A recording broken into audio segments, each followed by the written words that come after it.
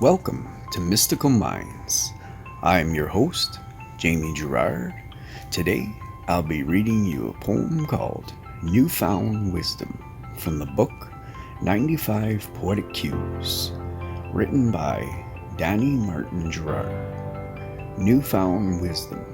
Some people see others' wisdom as criticism and envy, while some people use it as inspiration. Self-criticism and envy is blocked off, while wisdom requires an open mind. An open mind is receptive to all good that could come. Release your self-critical lenses and choose an open mind, and you will be astounded by your growth and newfound wisdom. Thank you so much, Danny G. That was beautiful.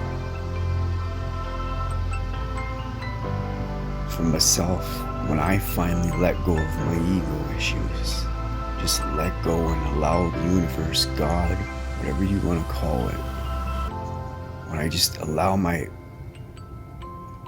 ego to just stop controlling myself and just let go of everything and just slowed my vibrations and dug really deep and found what I actually love, and that's what I do. I follow whatever it is that I love. I let go.